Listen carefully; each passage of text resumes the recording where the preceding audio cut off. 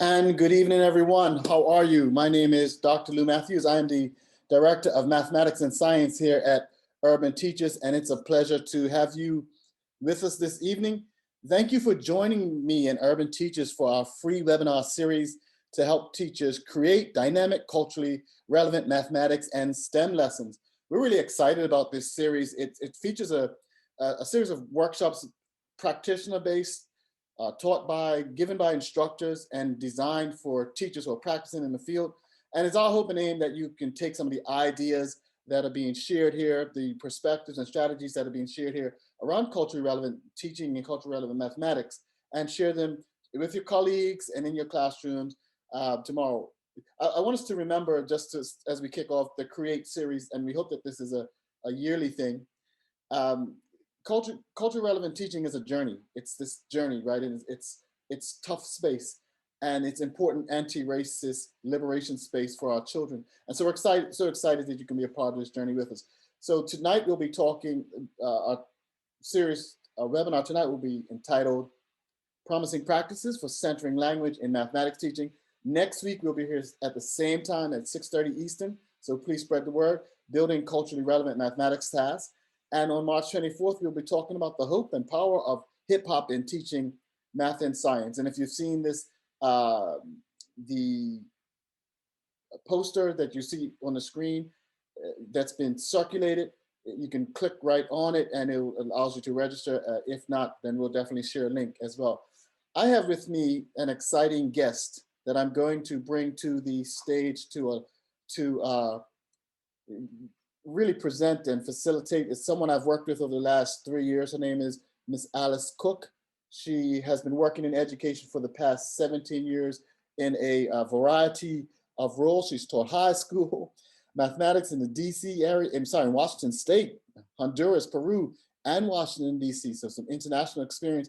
And she's focused on social justice mathematics curriculum. And anyone who's taught with her knows how passionate she is about this work. She's currently co-teaching social justice high school math class at the High School for the Recording Arts in St. Paul, Minnesota.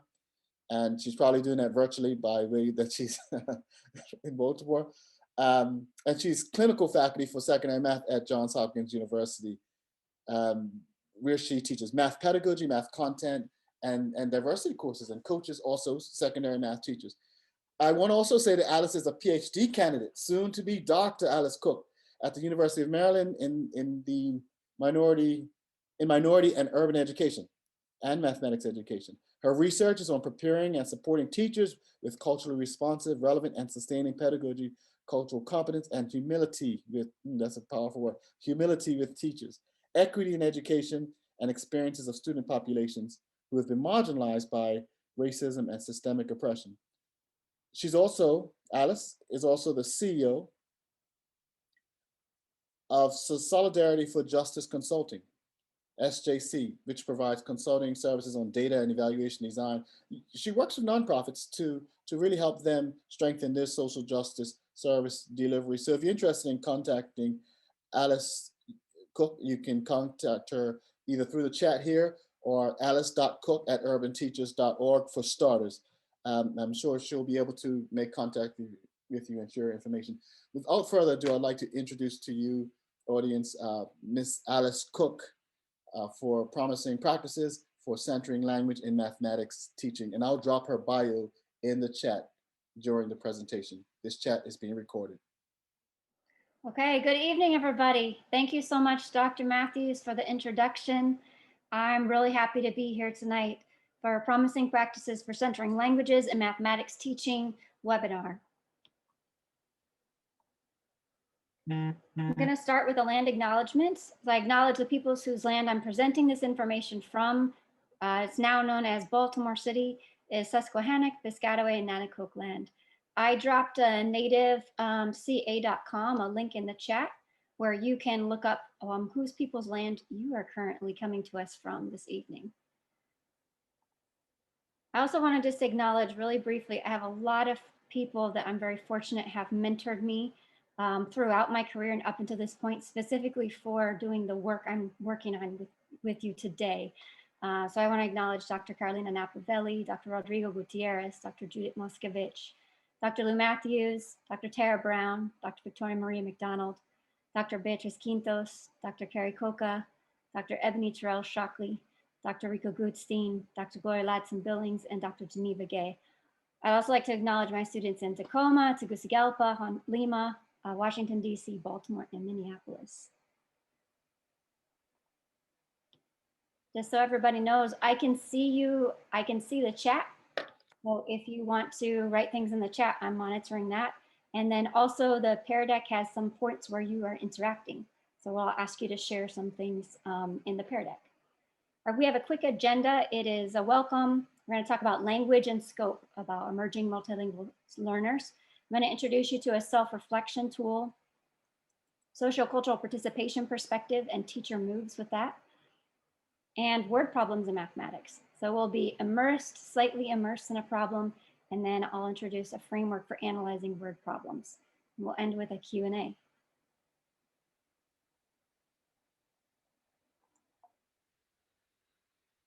We have 3 objectives. We will connect the sociocultural participation perspective to aspects of learning and teacher moves. We'll reflect on our knowledge and awareness of practices and competencies for supporting our emerging multilingual students.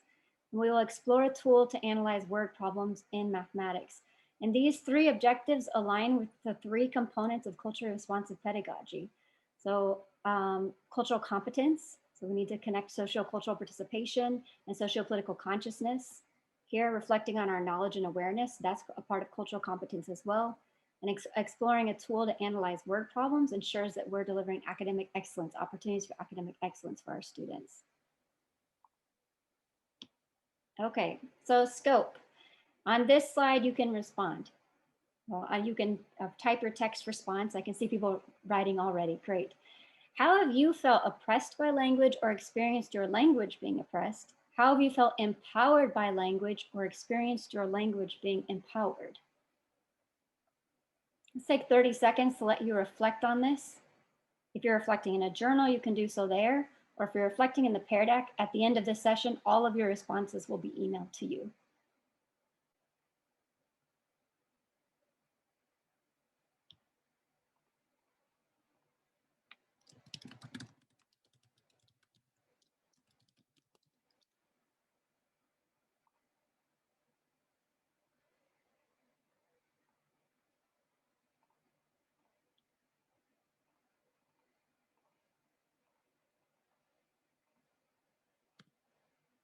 All right, I want to look at a couple of responses here.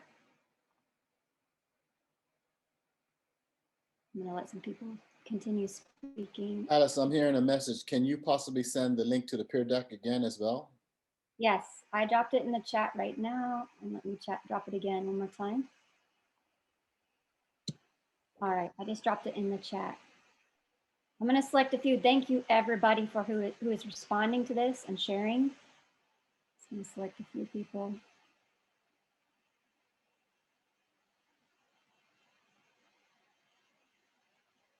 All right.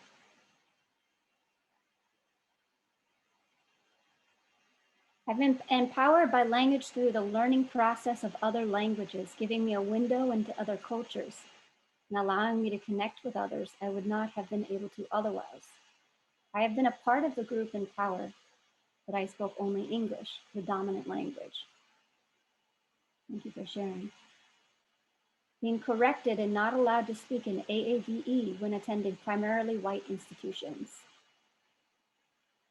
Thank you for sharing. Language is inherently classist and racist. I have felt oppressed by language when my verbiage or word choice isn't used as refined or adequate. My language is palatable when appropriated by the majority by whiteness.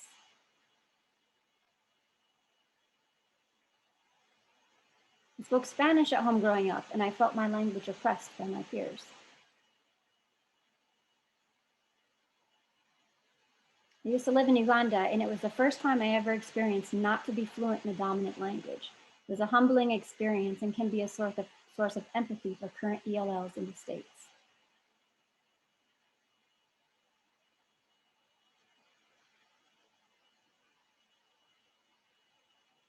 Okay, I'm going to share one more and then we're going to move on.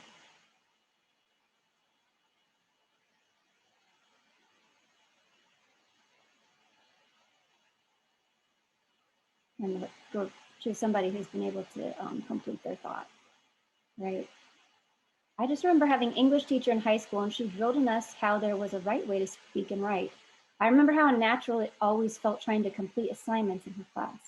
My own practices, I always feel the most connected to my students when I give them the space to share their own voice. Thank you everybody again for sharing your initial responses to this prompt, how you feel oppressed by language or experience your language being oppressed or feel empowered by your language. All right, which one of these do you know? There's a whole bunch of terms on the screen. You can drag flags. I know you don't have enough dots for all of the terms that you might know. So you can drag the dots to maybe the top 4 terms that you know. There's a bunch of terms on here. Take about 30 seconds. Let's see, which ones do you know? I'm gonna see here where people are. Which of the terms do you know, are you familiar with? It looks like a lot of people on the first one, ELL, English language learner. Quite a few people over here in ESOL, English for speakers of other languages.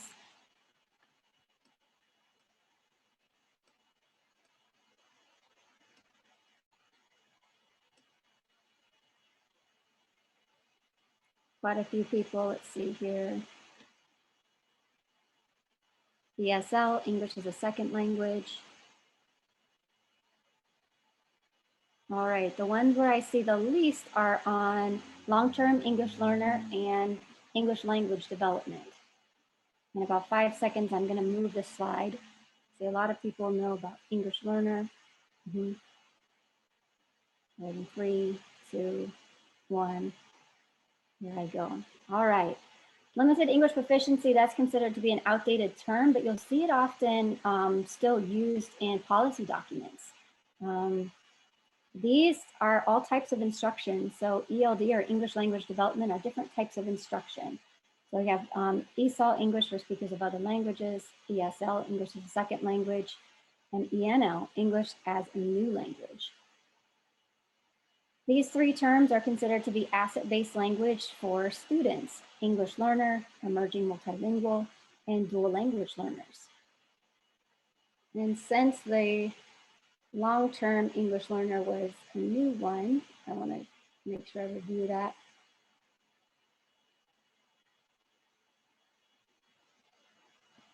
So the long-term English learner is considered a student who has been receiving services for 6 years or more. So a lot of times you'll see long-time English learners in students at the high school level. All right, heritage language. And this you can answer, what's your heritage language? So a heritage language is the first language a person acquires in life or identifies with as a member of an ethnic group. The term variably means language learned from the mother, the first language learned, the native language of an area or country, the stronger or more dominant language at any time of life, the language used most by a person, the language toward which the person has the more positive attitude and affection. It's also referred to as a home language, mother tongue, language 1 or L1, and heritage language. What's your heritage language? Let's see what people are sharing. English, English, British English, patois. English, English, English. AAVE, AAVE and English.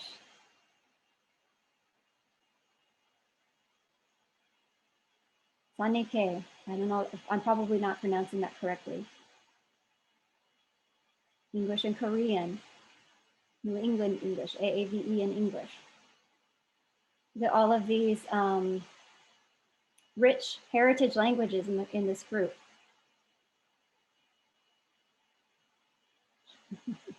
Someone says Valley Girl English, okay. All right, I'm about to shift to the next part.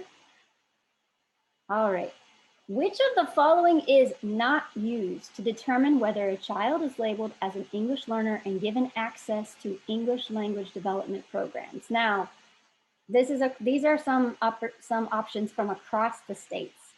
Which one is not used?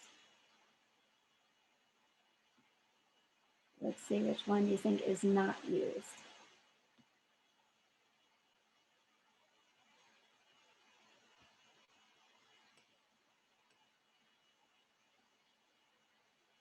Give you about 10 more seconds. Which one is not used? Okay, so we've got some thoughts about student interview, academic achievements, reading or writing assessments, whether the family uses a primary language other than English, immigration status, or home language survey. We're all over the place on this one. We've got 5 more seconds to answer.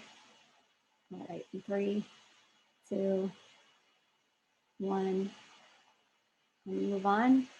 The only one that's not used is immigration status.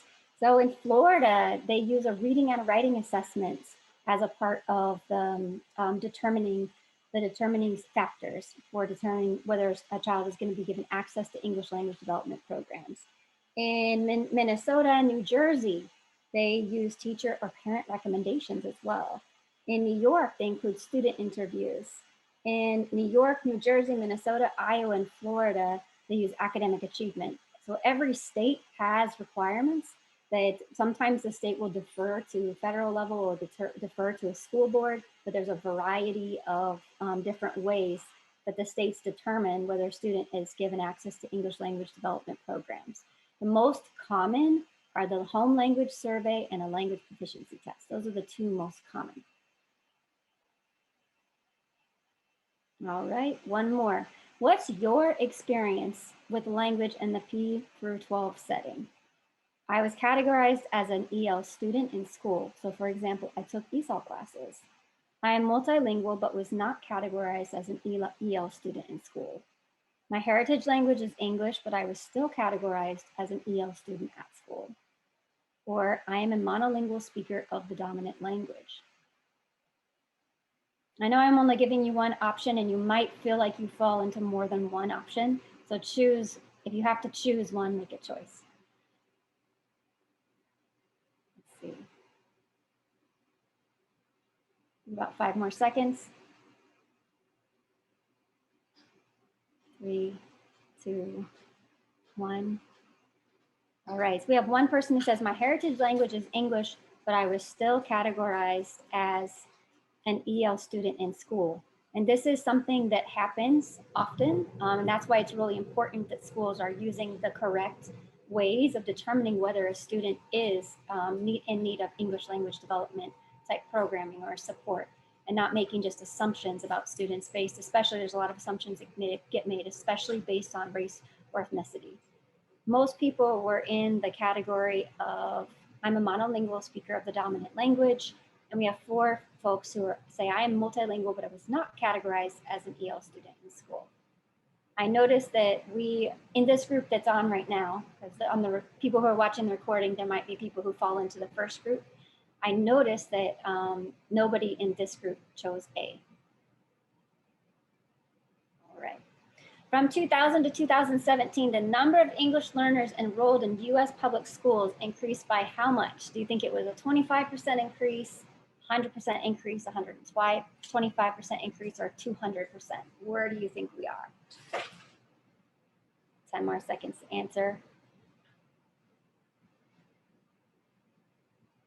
5 more seconds to answer.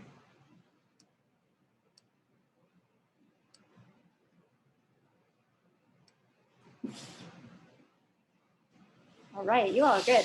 Yes, so you're right. The number, it increased by 125% from 3.8 million to 5 million. And I'll tell you that when I was preparing for this today, I kept looking for more details about enrollment for fall of 2000, not just, or 2020, excuse me, not just fall 2017. The National Center for Education Statistics only has data reported out until fall of 2017 right now. Each state, if you look at the state level for your state, some states do have more data about fall of 2020 enrollment. This is a map that shows the scope of English learners across the USA. So this map shows the percentage of public school students who were English language learners by state for fall 2017. If you see this crosshatch, this is less than 3%. So this green with a white line across it. This dark green, 3% to less than 6%. 6% to less than 10% is this light green, and 10% or more is the darkest green here.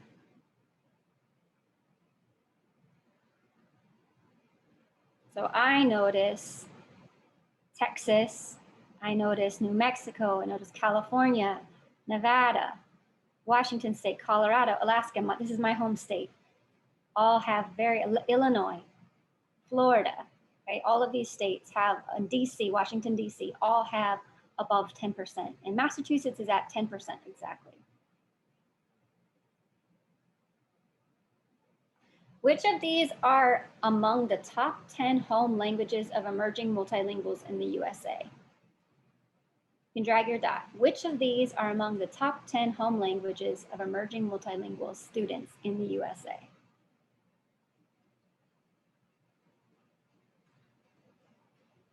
It's like a lot of people responding. Yeah, these are big dots. All right. Yeah, looks like everyone's honing in on the Spanish. All right, so I see somebody has a dot on Somali, somebody has a dot on Haitian Creole, and a couple people have dots over Vietnamese. I'm gonna navigate away in 5 seconds. 3, 2, 1. You are all correct. Every single one of you is correct. All 4 of those languages are among the top 10 reported languages, home languages or heritage languages reported by English learners or emerging multilingual students in the United States.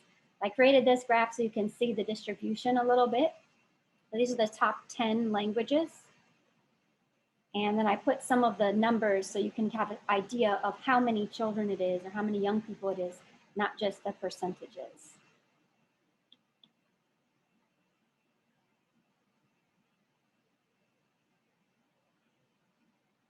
I'll show you one more.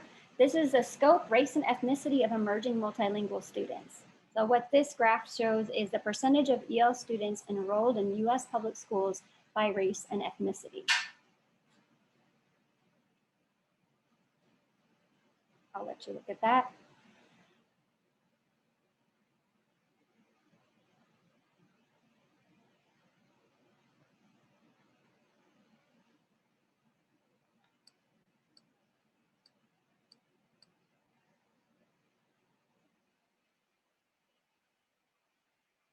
Okay, so we have dug in a little bit to scope.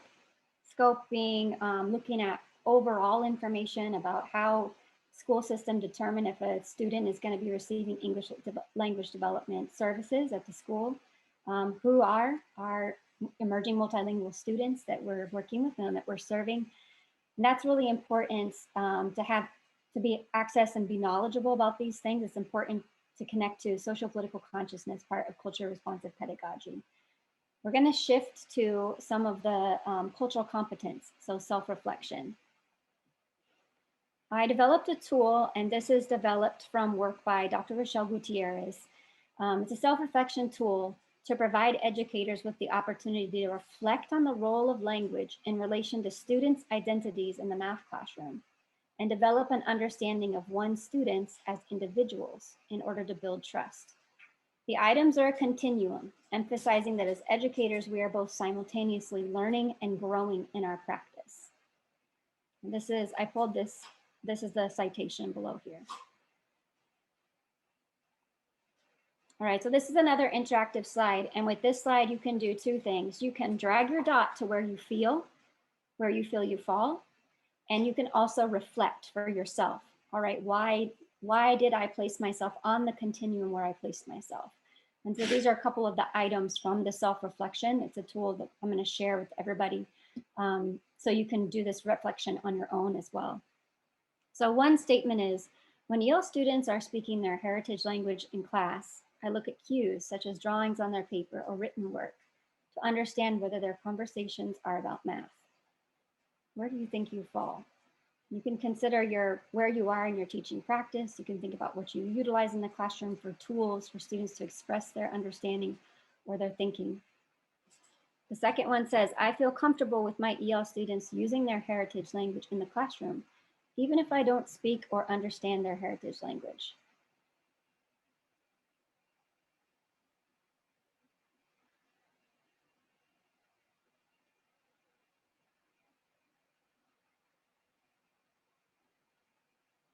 An important part of this tool is, again, recognizing that as teachers, we're on a journey, and that journey can be cyclical too. It's not always a linear journey. So I might be at the beginning in my practice on one area because I'm thinking about it for the first time, or I'm reflecting on this for the first or second time. And I might be exemplary in my practice in another area because I've had a lot of opportunities to practice with it, or based on my own lived experiences with language, with experiencing my own language being oppressed or empowered.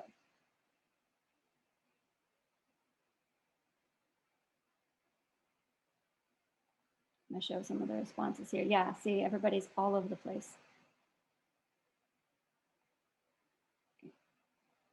And here are two more. When I communicate with families, I find ways to position my students as experts at something. For example, how they help others in small groups, unique ways in which they approach problems, etc.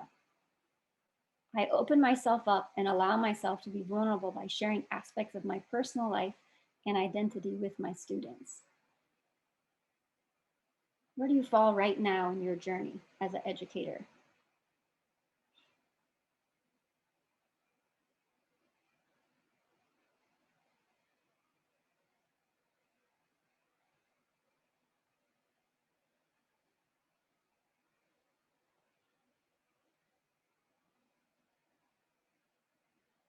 About 5 more seconds to think about, all right, where do I fall? And again, we can see folks are all over the scale. Thank you everybody for engaging with these 4 prompts. There are a lot more prompts. As I said, I based them off of Dr. Rochelle Gutierrez's article that she wrote, Issues of Identity and Power in Teaching Mathematics to Latinx Students. And this is from a book called Beyond Good Teaching, Advancing Mathematics Educations for ELLs. Dr. Rochelle Gutierrez also is the author of Rehumanizing Mathematics, which is an NCTM publication. And one of the really important components of cultural competence is reflecting. So doing one's own reflecting on, for me, reflecting on my own identity, my own way that I'm approaching, thinking about heritage language, thinking about my students in the class.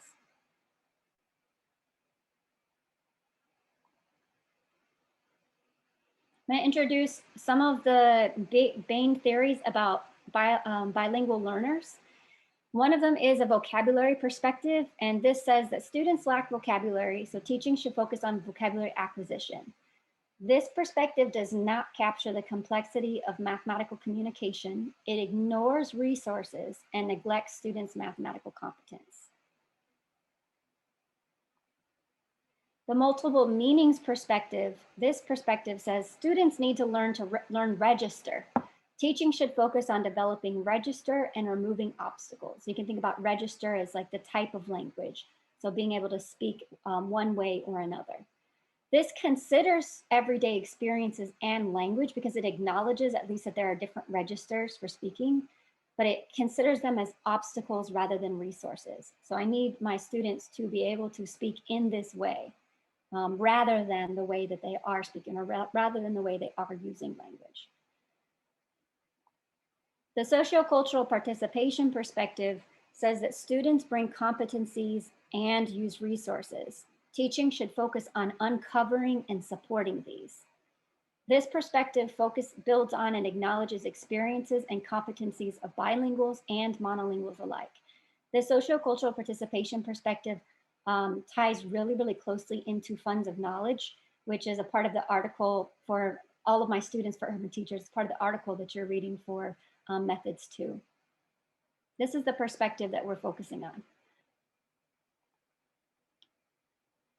Key aspects of learning that sociocultural participation perspective highlights are that learning to participate in mathematical discourse is not merely or primarily a matter of learning language.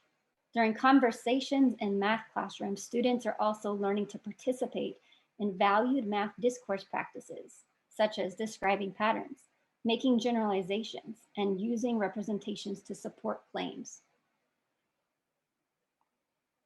Bilingual learners use many resources to communicate mathematically.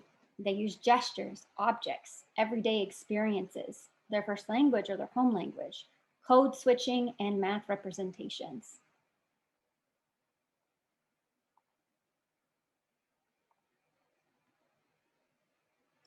There are multiple uses of heritage language in math conversations between bilingual students.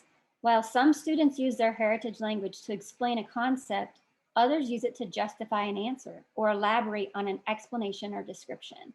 And one thing I really like about the sociocultural participation perspective is, again, that it builds on bilingual and monolingual students. And that's not just including students who are receiving English language development services. It's acknowledging that many of our students in our classes are bilingual. They are bringing home language, multiple home languages with them. Another aspect of learning is bilingual students bring multiple competencies to the classroom. For example, even a student who's missing vocabulary may be proficient in describing patterns, using mathematical constructions, or presenting mathematically sound arguments.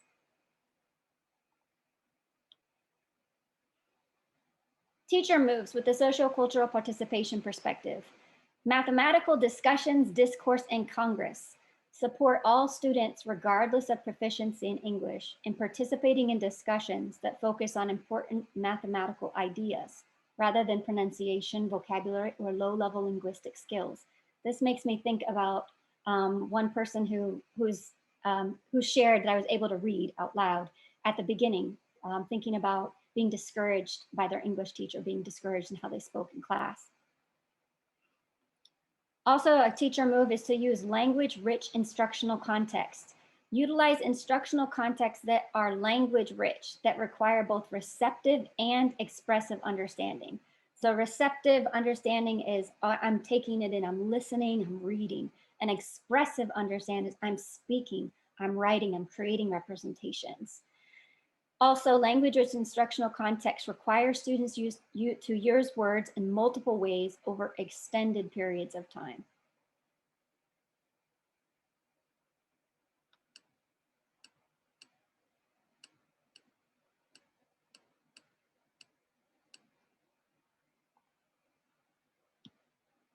Two additional teacher moves incorporate meaning and sense-making in the class and output. To develop written and oral communication skills, students need to participate in negotiating meaning and in tasks that require output from students. So as a teacher, thinking about when do my students have the opportunity to produce something, right? What kind of output am I giving my students the opportunity to create? Are they writing? Are they speaking? Are they drawing? Are they acting something out? What kinds of output are they having opportunities to engage in? Another important teacher move is assessment, observation, and getting to know students. Listen for students' mathematical ideas and the mathematical competencies in what they are saying and doing. We need to first know about them and their understandings.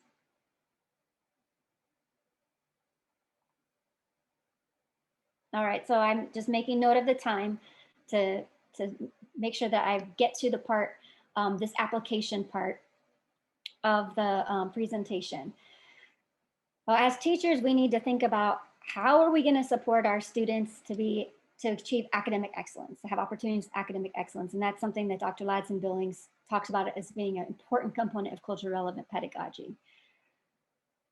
In order to do this, first, you're going to experience a very slight immersion into a problem. I'm going to give you some directions, and I want you to try really, really hard to follow the directions, because I know this might be challenging to not want to use your resources that I know everybody has. So 1 minute, silently and individually, complete the task that is on the screen. You may draw anywhere on the slide. Go.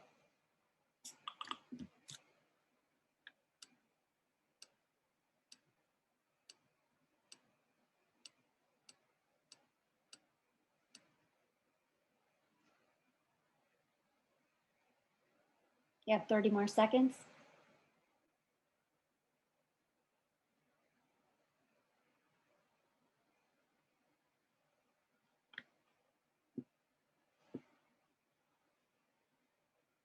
Ten more seconds.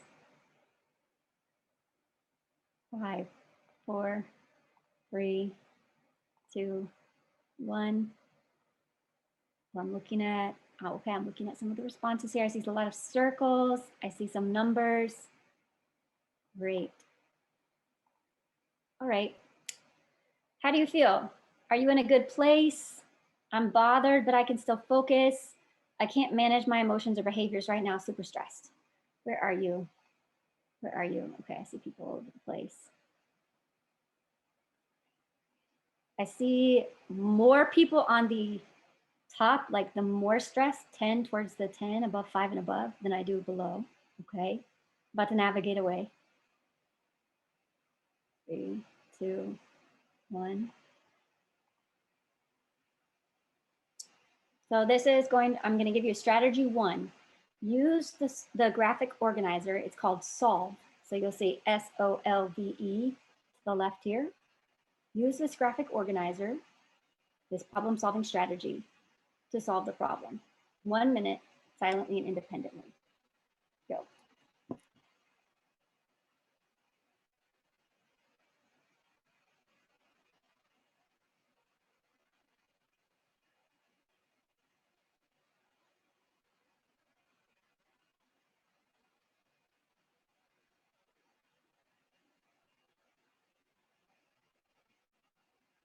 Thirty more seconds.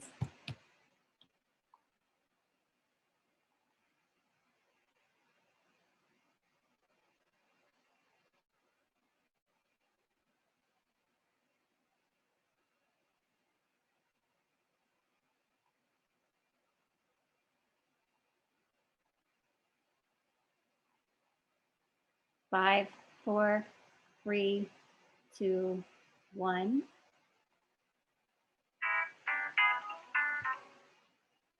Strategy 2, use the following vocabulary words to assist with your understanding.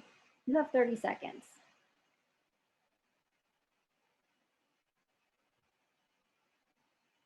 This is still silent independent.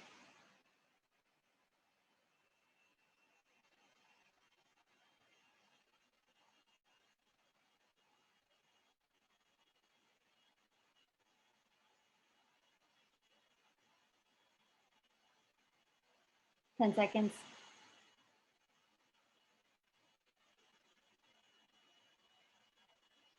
Okay, 3, 2, 1.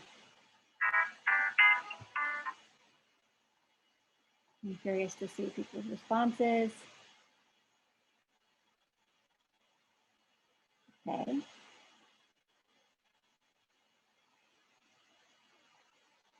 How do you feel now? Do you feel like you're in a good place? I'm bothered, but I still can focus. I can't manage my emotions or behaviors right now. I'm super stressed. Where are you? 0 is I'm good. And a 10 is super stressed. Where are you?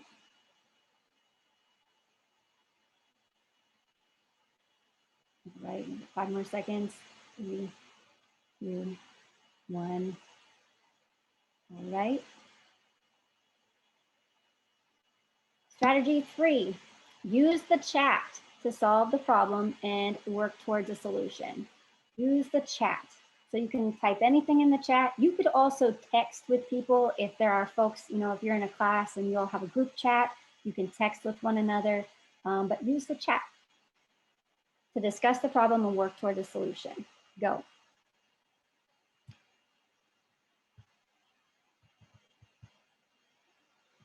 Can everybody post in the chat?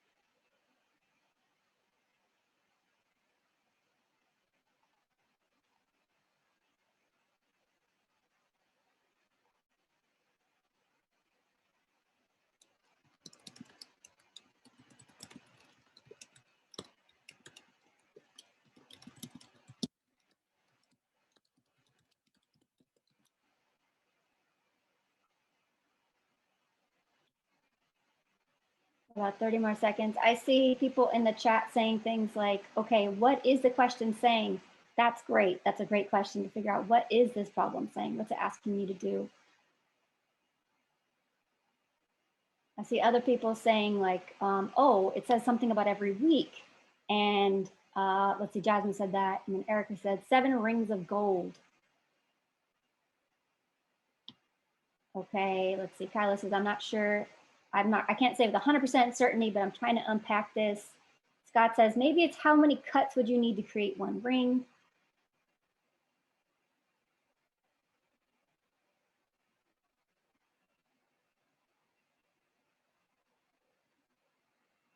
About 30 more seconds.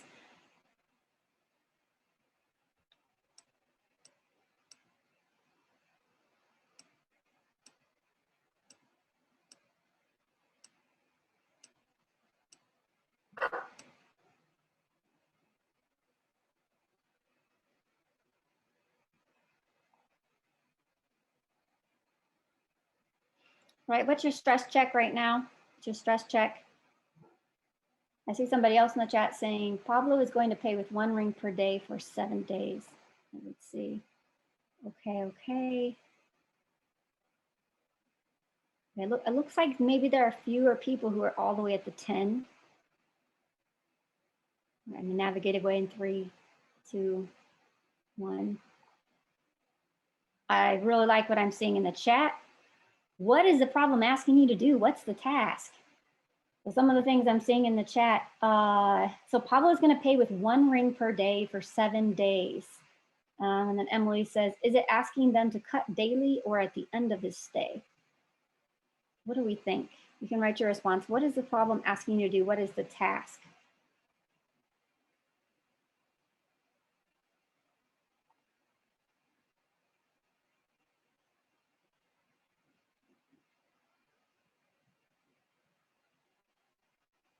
Okay, I see a lot of them still not sure. I think we have to figure out how many.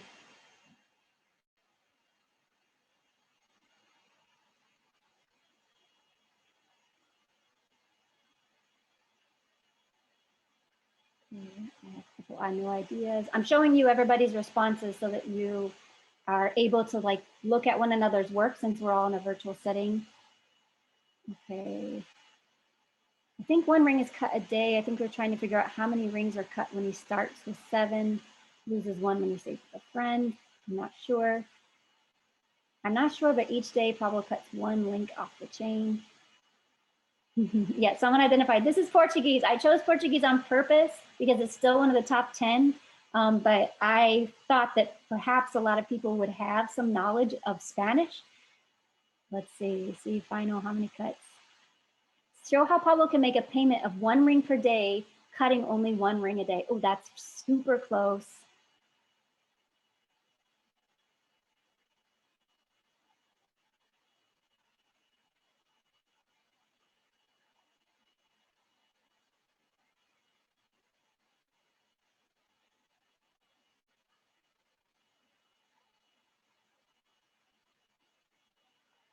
Okay. So give me your stress check. Give me your stress check. Let's see.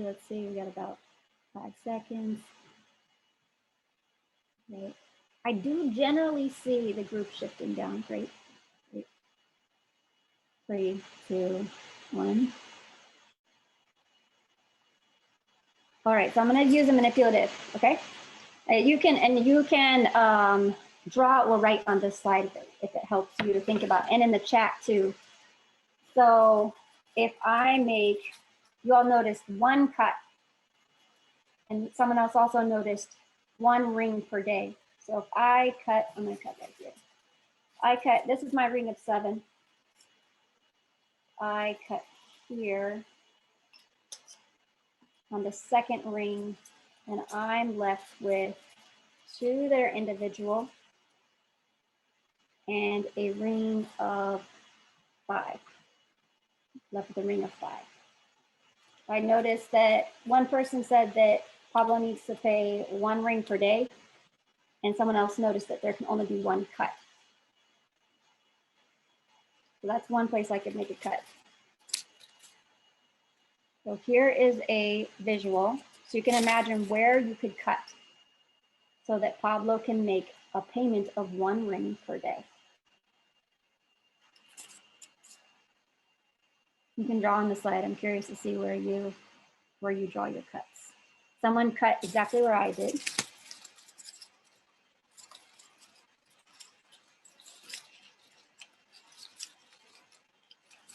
Okay, so one person cut on the second one, which leaves you with 2 by themselves, and then 5.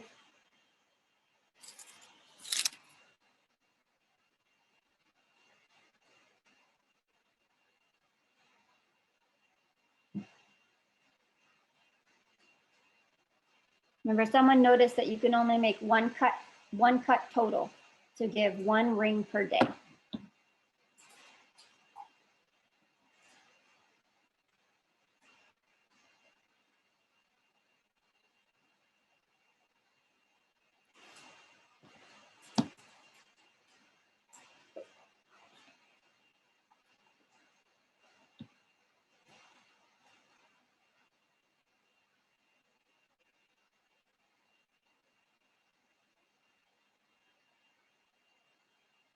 Okay, I'm going to show another one.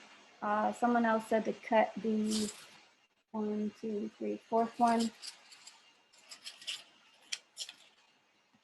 So if I cut the 4th one, I have 2 rings of 6 and 1 of 1. So that means on the first day, I can pay 1 ring. But then on the second day, I need to be able to pay a second one. So it looks like my only options are 3s.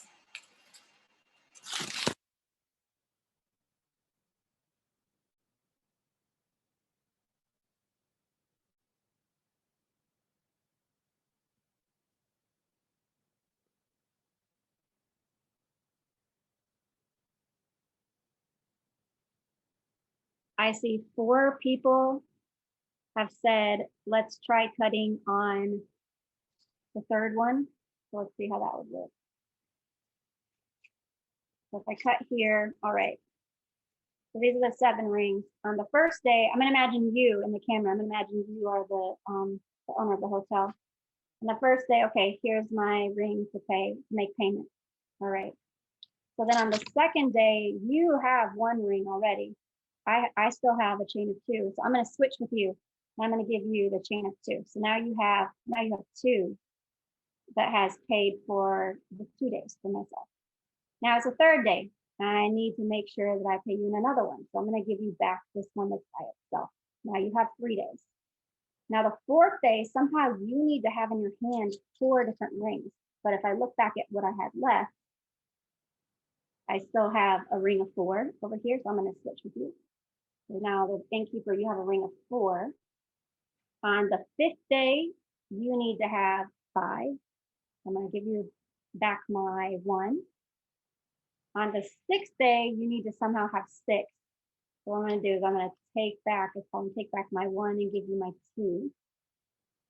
So now you have 6. And on the 7th day, I'll give you my final ring. I noticed that as I showed you more examples, more people were able to get that, the 3rd cut. So debrief. How do you feel? What do you feel like helped you? How did you feel throughout the activity? What strategies helped you understand and approach the problem? What strategies helped you understand and approach the problem? And think about the strategies. So utilized language, so giving you access to some of the words, the translation into English, which was the dominant language that most people in this group identified as having. There's a visual, able to chat in the group or text with people. Let's see.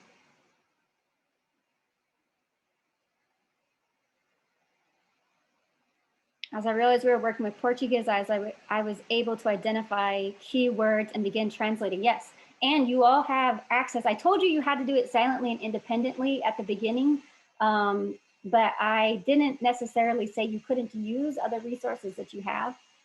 Let's see. The visual aids helped, the manipulatives, vocab words, collaboration with other students was helpful to see. Yeah, you all collaborate really well, especially since you're doing this on a webinar. I felt kind of frustrated and helpless through most of it. It was difficult to committing understanding the problem even with the supports. What helped me most was talking with peers and the visuals. Great. Someone said I wanted to see how it was done. I committed myself that I was going to definitely show you the solution. I am still confused even after visual and explanation in my native language. Visual and being able to discuss the vocab. Mostly I felt discombobulated, lost, confused. I just wanted to give up and wait for the answer. Working together made me feel more hopeful. Thank you all for sharing. I could tell my instructor was doing their best, but was frustrated by my inability to make any meaningful progress. A lot of words in Portuguese are similar to Spanish, so I use my knowledge of Spanish to help me guess the general meaning of the prompt. Yeah, so using some of those language assets that you bring into the classroom.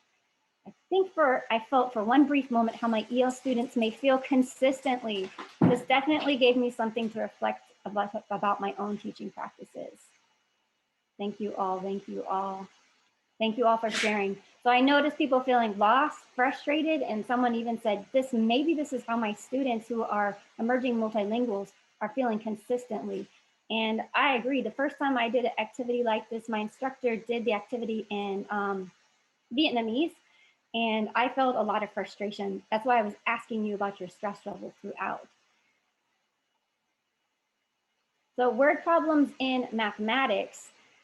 Facility with the English language is acquired when ELs learn mathematics through effective instructional practices, including support structures that scaffold students' language development and make mathematics content linguistically comprehensible to them. So the first step in making math linguistically comprehensible is identify the language demands of the word problem. What are the language demands of the word problem? Remember that discourse includes language, spoken and written. So your discourse, your chat that you were discoursing, or if you were texting with one another, or maybe you were G-chatting with one another, that's discourse. That's part of your mathematical discourse. Your gestures and other research. Now you all couldn't see each other's gestures because you're in a webinar. We're in a webinar format. And other resources. Making text accessible means more than simplifying language, more than simplifying just language. Emerging multilingual students need access to engage and participate in experience involving mathematics discourse. Emerging multilingual students need opportunities to use heritage language.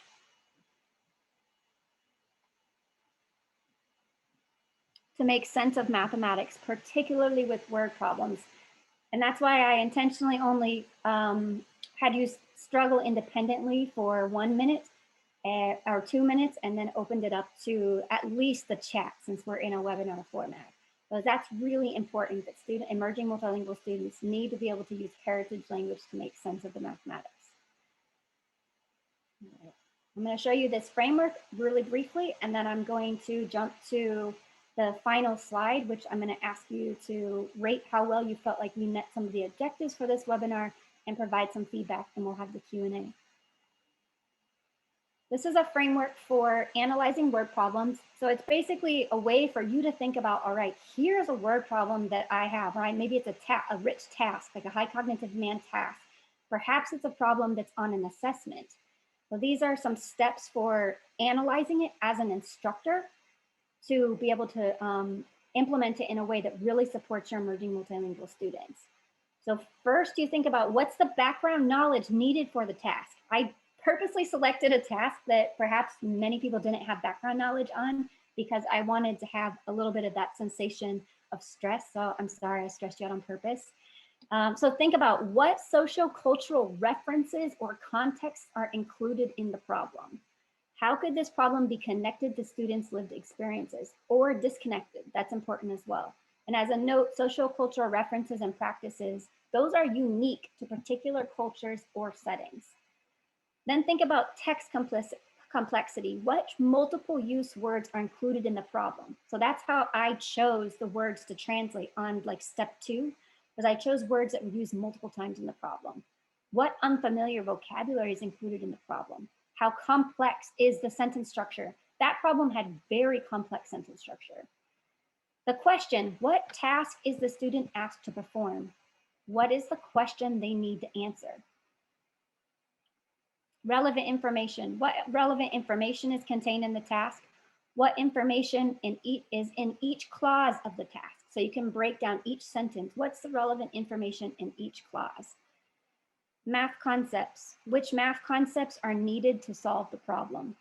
And the last thing to consider and to plan some instructional strategies and moves around are the mathematical representations or procedures. What mathematical representations or procedures can be used to solve the problem based on the information presented and the mathematical concepts identified?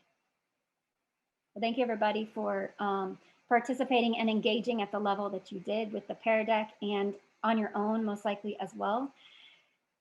I think now we can skip to the Q&A. Thank you very much.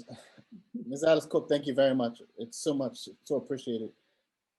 I mean, I was following and I was okay until you took us into that immersion space. I mean, it was so powerful, particularly, thinking if this is what students face every single day, and it has nothing to do with how their intelligence, their esteem, their self-confidence, who they are. It's all about the scenario, the context that they're placed in.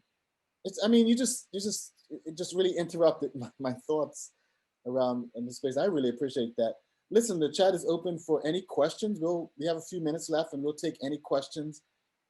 If you are listening and looking at this live, you have been listening to Alice Cook present Promising Practices for Centering Language and Mathematics Teaching.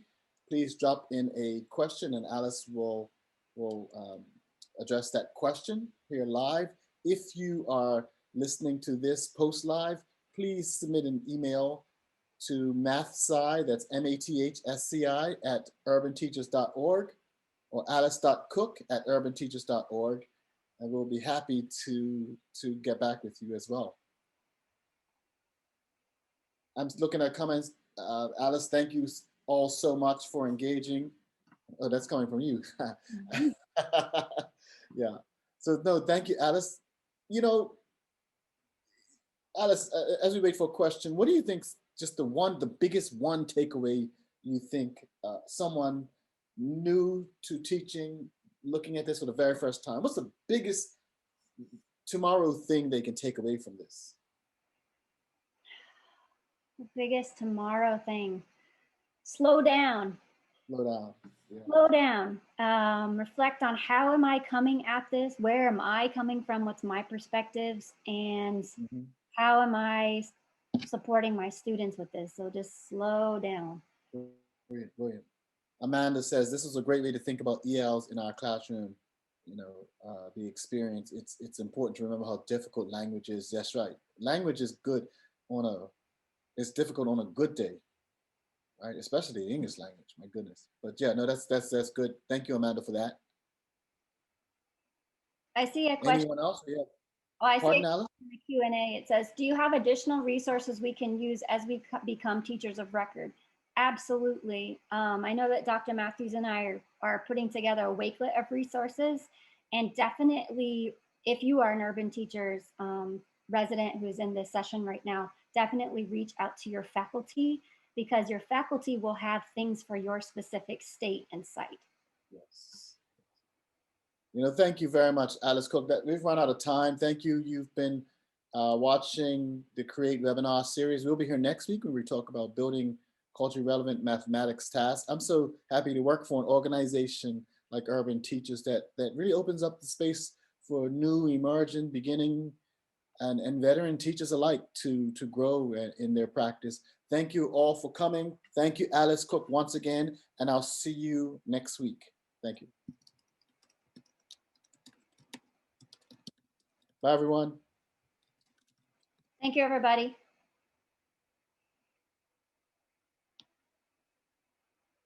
Oh, there's another Q&A. Thank you, everyone, for coming. Thank you. Thank you very much.